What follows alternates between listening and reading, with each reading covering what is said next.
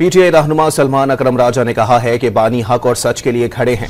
पाकिस्तान उनकी आवाज़ सुन रहा है। बानी इंसानी हुकूक के लिए जिद्दोजहद कर रहे हैं। पेशावर में मीडिया से गुफ्तगू करते हुए वाज़े कर दिया, रुकने वाले नहीं, एक मुल्कगीर तहरीक शुरू करेंगे। सब अच्छा है। देखें, हम अपनी बात कर रहे हैं, हम हक सच पे खड़े हैं। इमरान खान उसूल पे खड़े हैं, जेल में हैं और पूरा पाकिस्तान आज उनकी आवाज़ सुन रहा है। उनकी आवाज़ इस वक्त पाकिस्तान पर हावी है। जो जमहूरियत के लिए वो तारीखी जद्दोजहद कर रहे हैं, इंसानी हुकूक के लिए जो तारीखी जद्दोजहद कर रहे हैं, वो आपके सामने, और हम खुश नसीब हैं कि हम उनका साथ दे पा रहे हैं। की बहाली इंसानी हुकूक की बहाली से है, उस हवाले से हम हर एक से मिल रहे हैं। अभी मैं वापस इस्लामाबाद जाऊंगा, एक वहाँ आज शायद खाकान अब्बासी साहब की रिहाइशगाह पे एक मीटिंग है।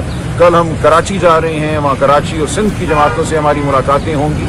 इसी तरह आप देखेंगे बलोचिस्तान और खैबर पख्तूनख्वा में भी जो दीगर जमातें हैं उनसे हम गुफ्तगू कर रहे हैं। इंशाअल्लाह हम इकट्ठे खड़े होंगे और आप देखेंगे एक मुल्कगीर तहरीक बहुत जल्द वजूद में आएगी। बिल्कुल वो सूबे के वज़ीर आला हैं, इमरान खान साहब का एतमाद उनको हासिल है। ये एक तंजीमी नौइयत का फैसला है कि जो